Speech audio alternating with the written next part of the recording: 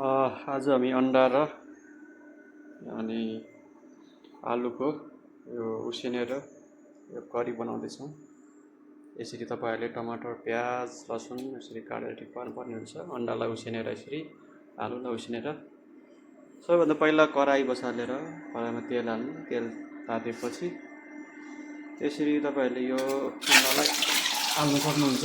अलिक ज्यान जोगाउनु पर्छ है, अनुहारमा राख्नुपर्छ।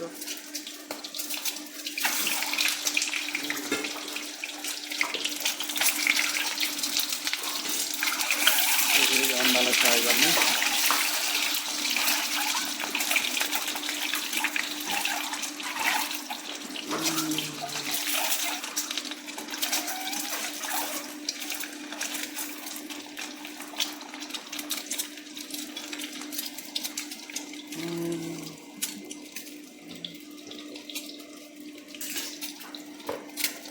यो अन्डा यसरी ताप्दैछ। थोरै बेसार पहिल्यै हाल्नुपर्ने हो, त्यही हुन्छ। थोरै कलर पनि देखिन्छ। बेसार चाहिँ एउटा स्वास्थ्यको लागि राम्रो पनि हुन्छ। हाम्रो घरेलु भान्साहरूमा रहने एउटा औषधीय तत्त्व भएका पदार्थहरू हुन्। त्यसपछि अब हामीले अन्डा तयार भइसकेको अवस्था छ। यसरी हल्का कलर आइसकेको छ। अब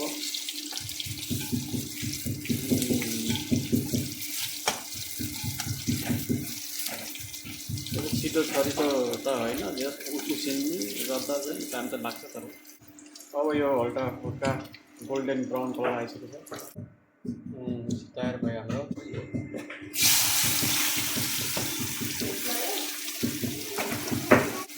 यो प्याज भुट्दैछ। अब यो अदुवा लसुनको पेस्ट पनि यसरी फ्राई हुनेछ।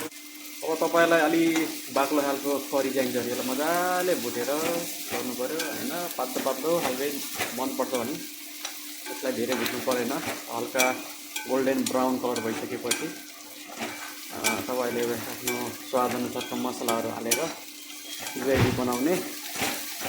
त्यसपछि अब यो आलुको उसिनेको आलुलाई यसरी तयार गरेर त्यहाँ हाल्ने। अनि कतिको बाक्लो यहीँ पनि हुन्छ। यसो अन्डा, टमाटर, थोरै अजिनामोटो, स्वादअनुसारको नुन,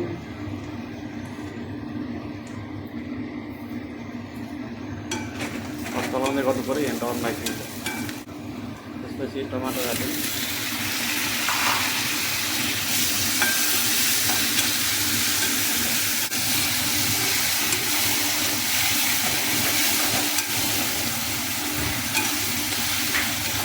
स्वाद अनुसारको धनिया पाउडर कति हाल्नु तपाईँ। यो जिरा धनिया हो मिक्स गरेको। तपाईँले घरमै पिसेर तयार पार्न सक्नुहुन्छ। यसको तपाईँले जति यो मसलालाई राम्रोसँग पकाउनु भयो त्यति तपाईँको स्वादमा यसले फरक पार्छ। मसला धेरै पाकेन भने स्वाद त्यति आउँदैन। अब यो सम्राट मिट मसला पनि छ, आफ्नो स्वादअनुसारको राख्न सक्नुहुन्छ तपाईँहरूले। यो अन्डा पनि भएको कारणले गर्दा थोरै यो हालेपछि यसले फ्लेभर दिन्छ त पुरै। अब हाम्रो तयार हुँदैछ, पाक्दैछ। मिठो बास्न आउँछ। प्याज चाहिँ अलिक पाक्दैन। अलिकति पिरोको लागि यो हाम्रो बनाइरहेको अचार, यो डल्ले खोर्सानी,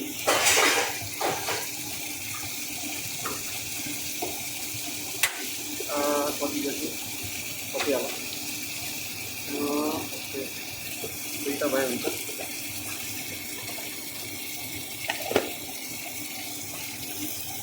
थोरै 2 पिस गरिदिनु।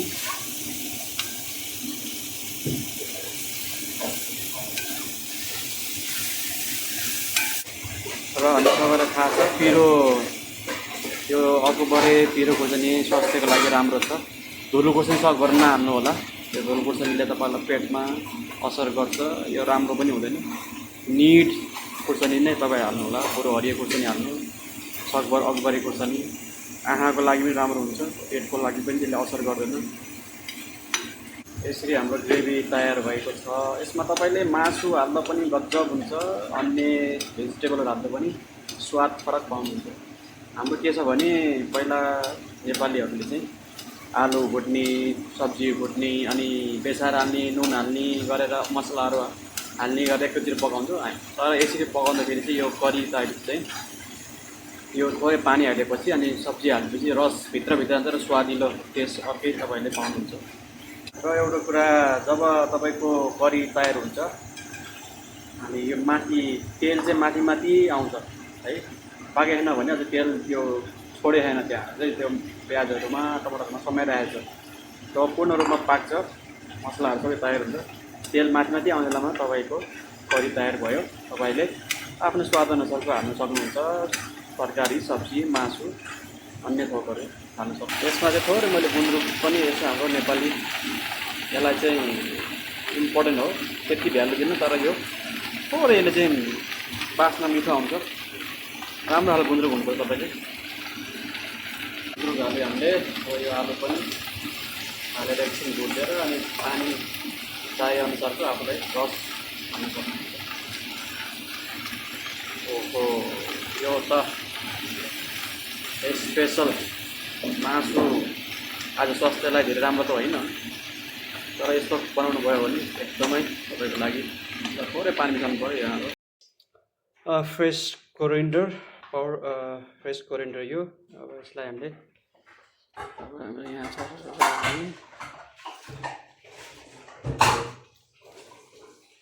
अब बन्द गरिदिँदा हुन्छ। फेरि यो धेरै उमाल्दा फेरि